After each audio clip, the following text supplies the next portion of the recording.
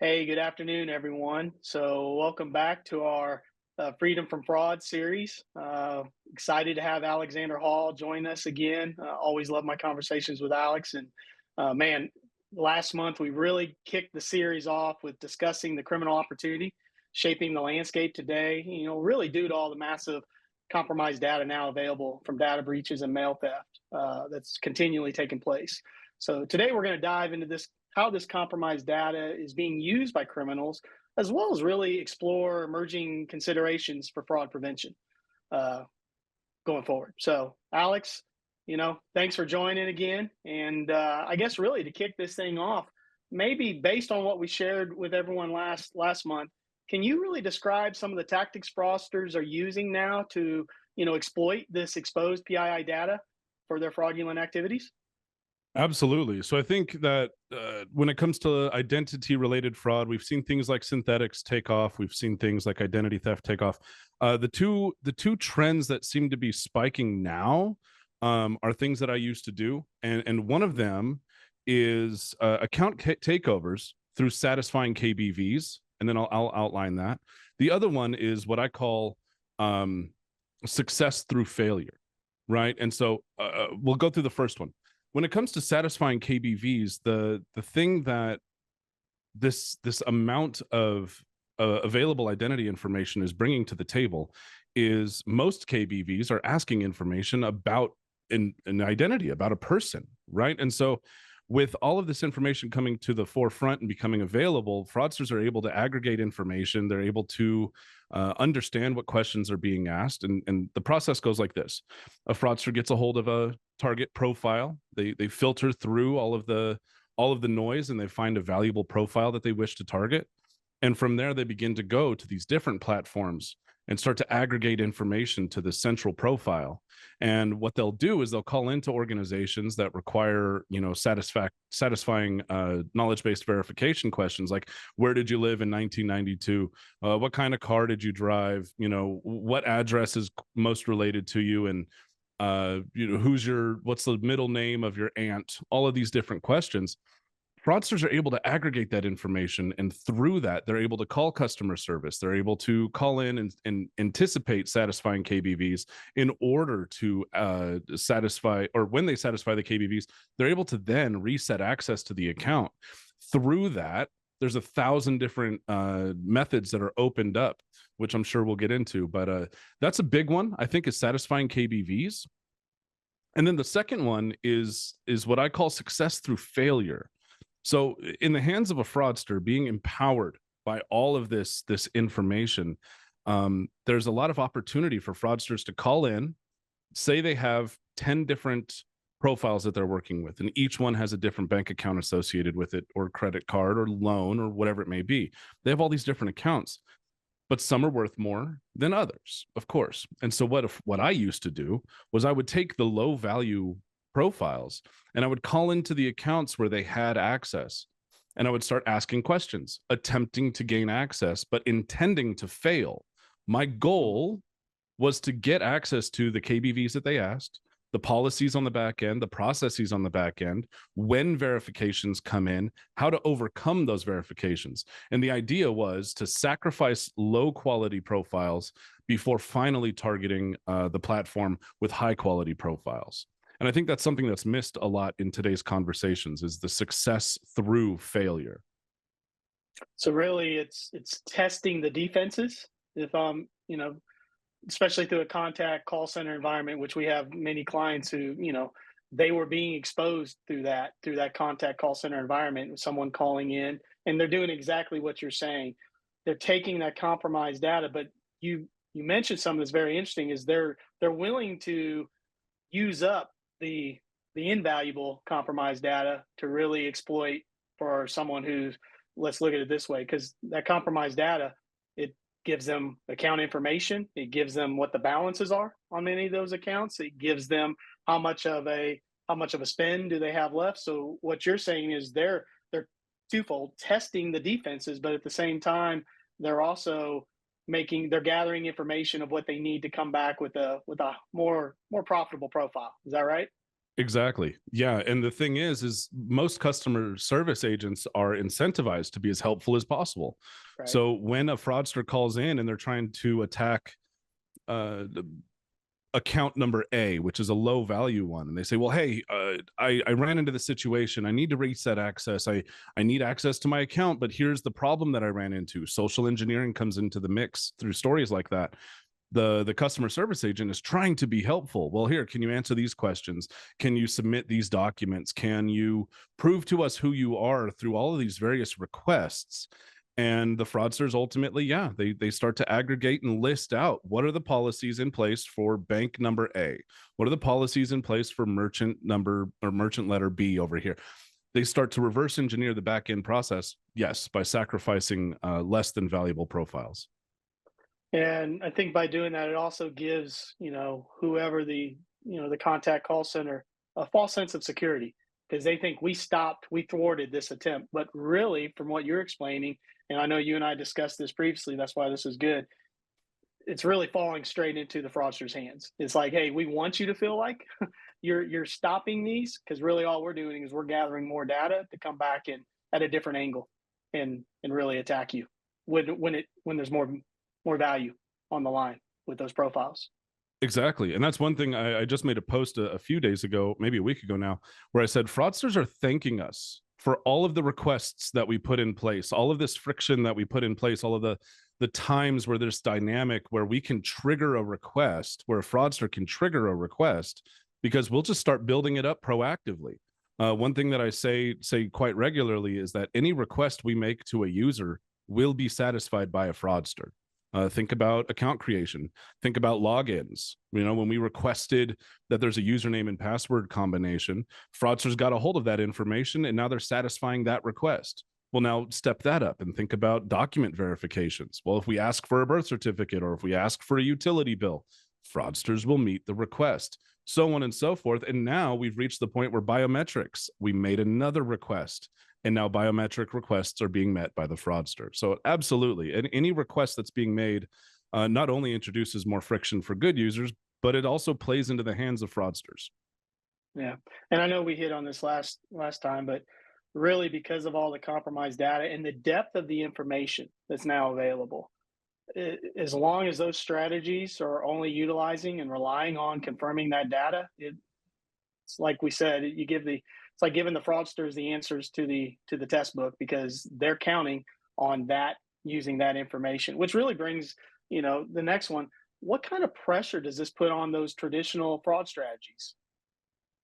So first, so that's a big question right now. So first, let's paint a little picture. First, let's define what a transaction is. In the hands of a fraudster, a transaction is anything from account creation to a login to checking out to initiating wire transfers, making requests against a platform, customer service. Every way that a fraudster interacts with the platform is a transaction. Maybe not a payment transaction, but it is in fact a transaction because it's important to think about a fraudster having the information, providing it to the platform, and getting something back. So it Right. is in fact a transaction. If we define it that way, we can look at every transaction across the customer experience journey and every account above it. So one account is responsible for a list of transactions, obviously. All of these actions are the determinations associated with every transaction and every account are then tied up to the performance of a central identity and its performance over time as seen by the network. If we look at traditional fraud prevention, that's what we have. We focus on ATOs. Well, how does this ATO react with regard to this device as we've seen it pertaining to this identity? How does this payment transaction interact with the account as it relates to the identity over time? All of these different things. Here's the problem with the availability of identity information that's happening at alarming rates. Fraudsters are able to manipulate identity information to be anything they want. And over a course of time, what I specialized in doing was injecting information that I had access to, like an address that I had access to, an email address, a phone that I had access to, all of these different data points, I was able to inject it to that central identity and thereby allowing the identity to be verified for any account and any transaction over time. That's where the pressure comes in. If we do not change the way that we validate and verify information, and we keep anchoring it to the ever-changing identity that fraudsters are getting in power over, we're going to be turned on our ear. And so we need to reevaluate how we approach fraud prevention overall. Now that makes sense. And since our last episode, I've had many reach out to me because we didn't really we painted a very, hey, look at everything that's taking place. There's a lot of data out there. Here's how fraudsters, this is why there's so much fraud taking place. And this is probably a follow-up question to what you just said, because even sharing that sounds depressing. It's like, oh boy. So what are some effective fraud strategies that you're hearing or that you think, as with your what you previously did, that you think need to be implemented? What's the right strategy going forward to help, reduce the risk of this fraud that's taking place right now? There are a lot of considerations with that. So one, let's take everything that I just said and paint it in a sentence. Let's paint it as the transition from payment fraud into identity related fraud, and let's put that into a box and set it here. I've already spoken to the requirements and the pressure that it puts onto us, and what it ends up doing is it puts more pressure onto the second item, which is truly holistic fraud prevention. So when we talk about what is truly holistic, we need to understand that every opportunity that a fraudster has to interact with the platform is going to be attempted to be exploited. So now we have the presence, right? Where do we have it? So for a financial institution, it looks one way. For a merchant, it looks another. Maybe for a DMV, it looks another, because I know they're going digital, or they've been digital in their platforms, are moving to more remote interactions and things like that. But it extends all over the marketplace. All of these respective journeys need to be monitored for every touch point. So that's one, where do we put it? So I should say that's Right. number two. It's where do we put it? Where do we have coverage? The step from there would be to leverage what I call passive data sets. So what I said in the last question was anything that's being requested of a user can be submitted by a fraudster, right? When I say passive data sets, I'm talking about things like behavioral analytics. So this person typically logs in at 5 p.m. every day, but now they're logging in at 3 a.m. Well, that behavior should seem suspicious. Maybe there's another layer of it. Where are they accessing the account from? Well, they just did an in-person transaction in Texas, but now they're transacting in Tokyo. Well, that's another passive thing. It's something that a fraudster can't submit to a platform, right? And then up from there, device. Is this the same device that they've been accessing this platform from for the last 3 years? Is it different? Is this new device seen somewhere in the network? None of these things are being submitted by a fraudster. Fraudsters are good at creating new devices. Fraudsters are good at creating new IP addresses. They're good at trying to get access using new passive data, but they're not going to match the passive data that has been in play over time. And then there's two benefits to that, because leveraging passive data for your good users is going to be less friction. All they do is use the platform, right? And then for the bad guys, the fraudsters, I'll tell you from experience, there's no way I'm going to be able to mimic the behaviors of any target identity, not to the depth by which I'm prescribing, fraud strategies implement now. I can't match their behaviors. I can't match their device. I can't match their spending behaviors. There's an argument to be made, but all of these things in conjunction are going to be very hard. And if each and every account requires multi-layered passive data sets, it's next to impossible. And even if you succeed doing that 1,000 times over 1,000 different accounts, 1,000 different profiles, is going to be extremely difficult for a fraudster to pull off. So we're going to cut down on the volume. That's another benefit, I should say. Yeah, and that's one of the things that we are promoting heavily. Is obviously there's authoritative data that you can confirm if you have the right strategies in place, but then these passive data sets, which really the criminals do not have access to. You have to, and this is what we talked about last time, and this is a lot of conversations we have with our clients and even others who are looking for solutions. It's what do we do that fraudsters can't get their hands on. And I think that's where more of the conversation, and this is where the education we talked about, and this is why we're doing this series. I love doing this. Is it's really about, hey, what is available online? First, educate everyone on what is available. We've spent a lot of time last month on that, but then it's like, okay, step two, what's not available, and that's those passive data sets is what you're talking about. Because, as you mentioned, if someone's going to go out and acquire 500 identities, gathering that information is impossible for them to do for all of those. So that's great information. And again, I hope everyone's paying attention to that, because there are certain things that have to be changed in existing strategies to be able to beat the bad guys. So, in your conversations you're having with your clients right now, you know, obviously you have a wealth of knowledge, you know the right fraud strategies to put in place. What's the hesitation or what's the concern they have of implementing some of these fraud strategies right now? So I would say that there are three different items. One is what we just mentioned is the non-authoritative data. Right. Two would be high friction. They feel that if they keep tacking on new technology, it's just going to raise friction for their good users, and that leads to people feeling more comfortable saying, "Hey, this is a loss threshold that we can tolerate. We don't want to cause too much problem for our good users." And then I would say the third one, which is surprising for me, was this. I would call it non-decision outcome. So like there are these vendors in the world who still leverage human eyes to do doc verification and things like that.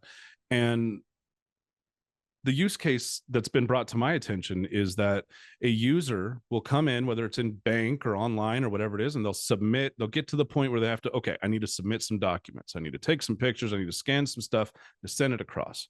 In the case of driver's licenses, they might take a picture that has too much glare, or might be off center to match the OCR, that's optical character recognition, the OCR templates where they're expecting things to be, or maybe it's illegible because they just can't read it due to whatever the picture might have in it. So then they send it off to this human. Well, then when it gets sent off to the human somewhere, that takes minutes or whatever for it to come back, and it comes back in three ways. One, we'll give them credit for where it's accurate, but then two, we come back and there's no decision being made at all.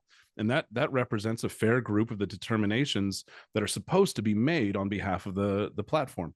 And then the third one is it's inaccurate because they're leveraging unauthoritative information for it.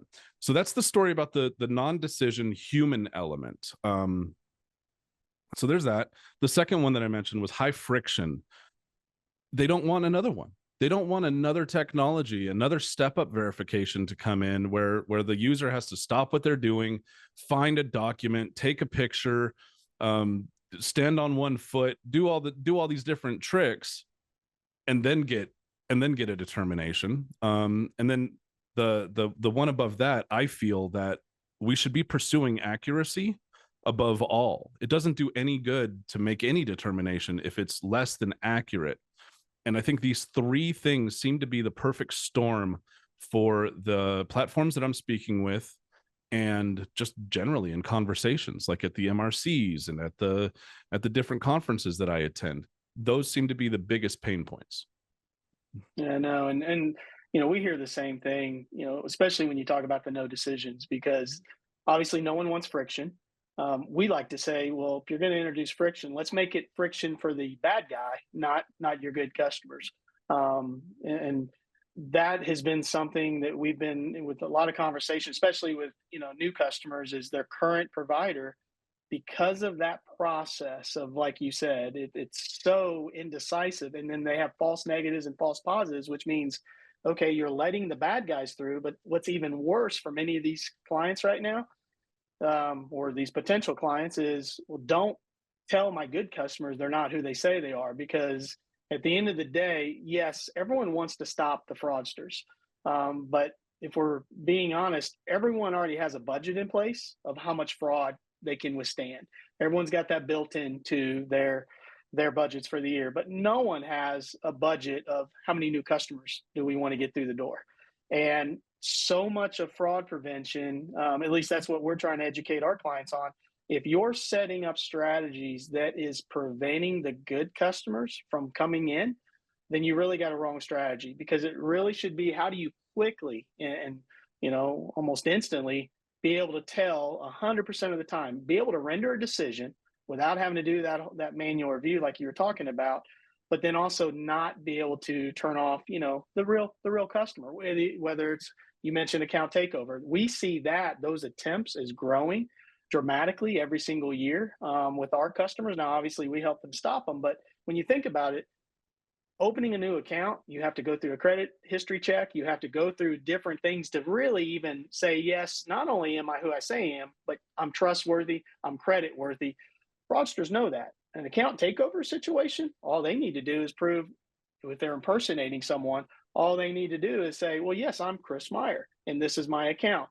If they have a traditional fake ID that has all of my data on it, but it has their picture on it, that's not going to go through any other credit history pools, or any LexisNexis or any of those other checks, because all they need to do is access an account. So we see ATOs really growing dramatically, at least the attempts.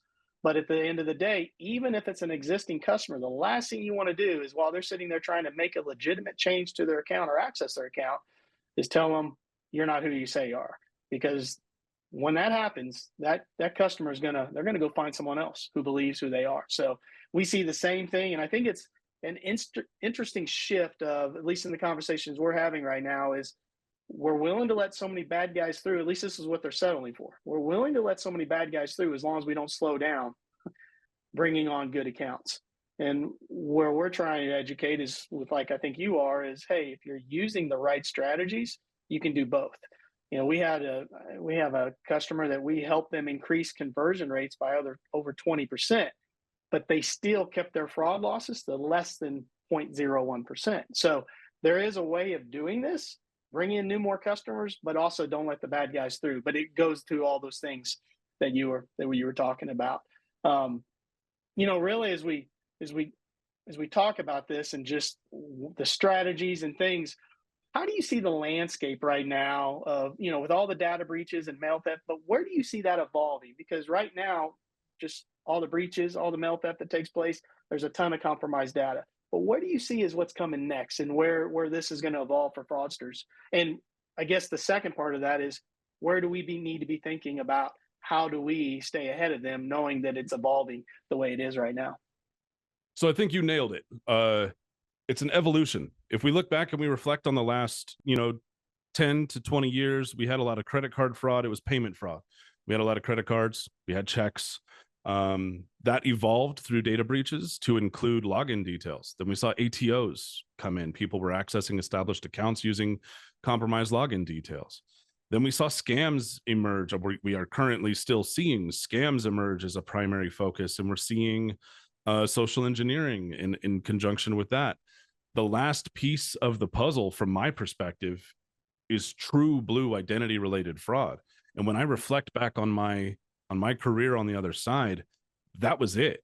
Once a fraudster knows how to manipulate identity information prior to striking down on a target organization, there's nowhere up from there. That's the final piece. And I feel that, as I mentioned earlier, it's going to throw traditional fraud strategies on their head, because again, we tie all of the movements of these instruments and these accounts and these interactions, we tie them up to a central identity and its performance over time. Well, when the fraudsters out there, en masse, when they learn that they can manipulate the identity, it's gonna cause a ruckus. No, I agree 100%. And even that impersonation, so much of the time, I think the thought process is, oh, they're going to try to open an account, or they're going to try to access account. It's not even about accounts anymore, because there's so much data now, and it's so easy for fraudsters to take this data and to, I love the word, because this is the word we use all the time, and I've really thought, after 9 years of doing this, it's like, why aren't more people talking about the impersonation fraud that takes place versus the synthetic fraud? Because at the end of the day, some of the things I talked about with account takeover is the same thing. It's so easy to impersonate someone, but now it's not even about accessing their account. When you see what's taking place in some of the other spaces right now, like right currently, title and mortgage, it is becoming almost worse than what it was with the unemployment fraud during COVID. It was so easy for criminals to commit unemployment fraud by impersonating someone else or by doing a tax return and impersonating that you're someone else, and then you get to claim their taxes. It's the same thing now, even with title and mortgage. Folks are losing their homes because their homes are being sold, or their land. Usually it's the land more than anything, especially in areas like California and Florida where the land's being sold. It's vacant land, but because the criminal is impersonating that true landowner, all they have to do is sign a document and they have sold that land, and they walk away from that closing table with a very large substantial check versus than what they're even able to acquire when they try to take over someone's account. So again, this impersonation is where we are spending more time trying to educate that, hey, synthetic identity, it takes place. People are Frankenstein identities. They are putting these things together, but where it's really easy pickings right now is because of this compromised data to buy that data online and then just pretend I am now you. And as long as they have the tools needed, like we talked about with the fake ID, but go even back to what you said about mail theft. What else is available in the mail besides checks, which that is growing with a lot of clients and prospective clients dramatically right now is, hey, criminals are stealing checks and they're able Mhm. to come in and commit that crime. But now they have the utility bills, they have the documentation that a lot of other systems are saying, hey, to verify who you are, we need an ID, which check, I've got a fake ID that passes most traditional systems.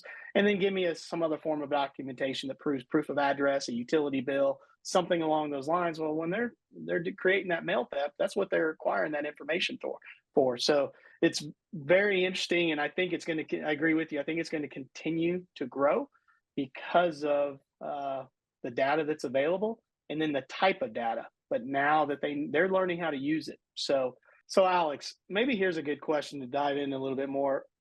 We hear about synthetic ID, we hear about identity theft, and then obviously impersonation. What do you see as the real differences? Because I think there's a true misunderstanding right now in the entire space between those three. Can you peel that back a little? Absolutely. So when I was operating on the other side, I had apparently misunderstood what identity theft was. Um, what I used to do was I would take a central identity and I would do what I've outlined during this call. I would go and I would insert information against or into that target profile before finally striking down, at some platform, downstream. What I learned when I joined fraud prevention is that what we have defined as identity theft is just somebody getting a hold of someone's date of birth, social security number, name, and address and filling out a form online, which is fine. There needs to be a name for that.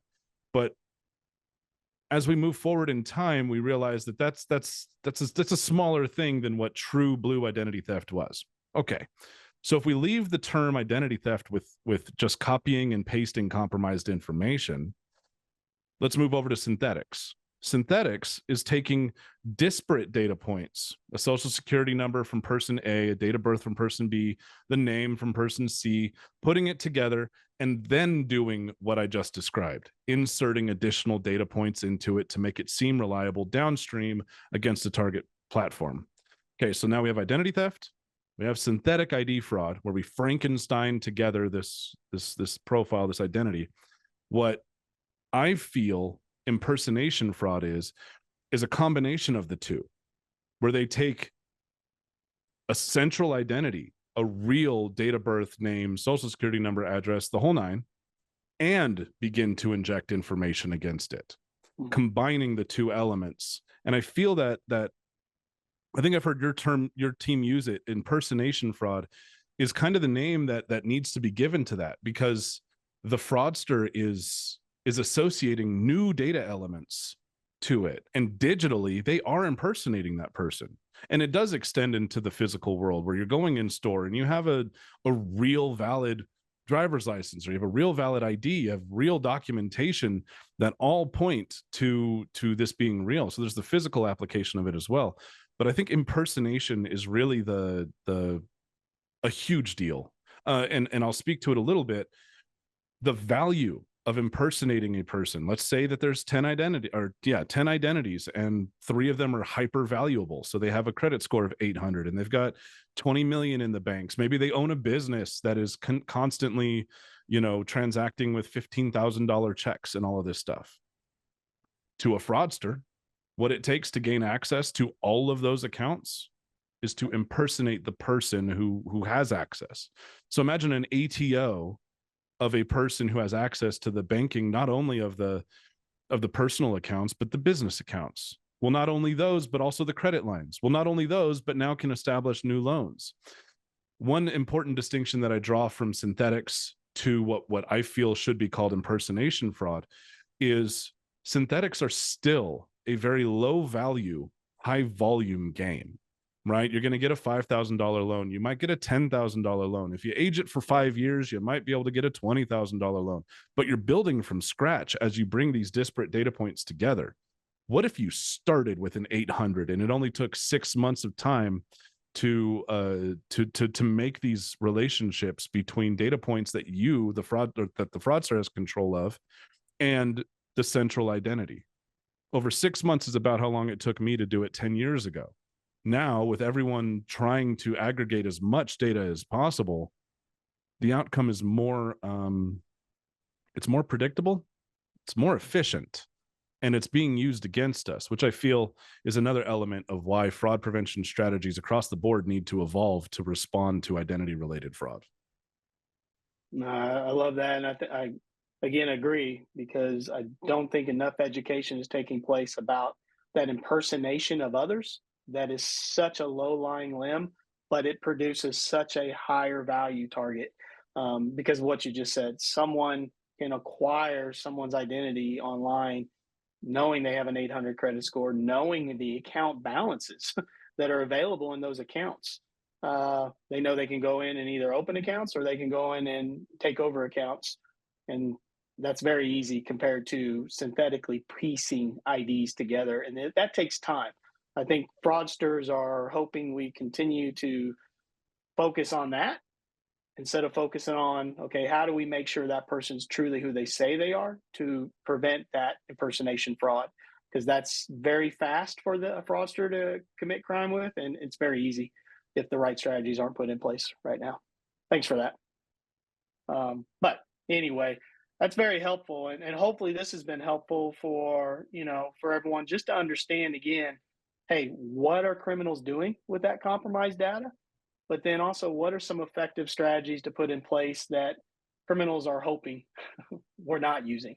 And I think that's what it really boils down to: is how do we stay ahead of the fraudsters by using data different than what they have readily available online?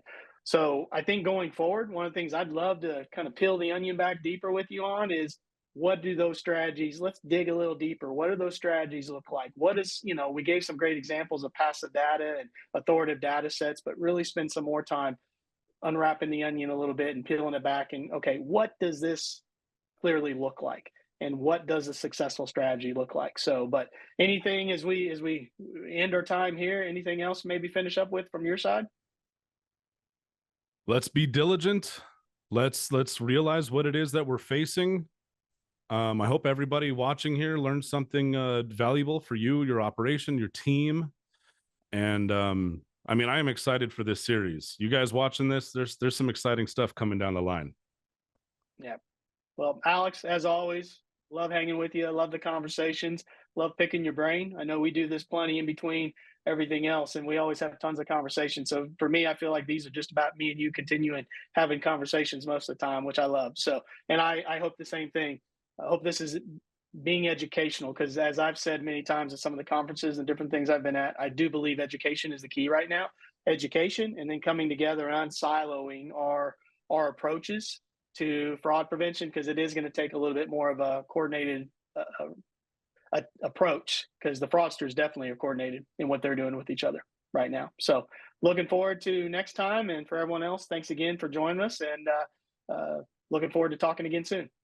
Thanks.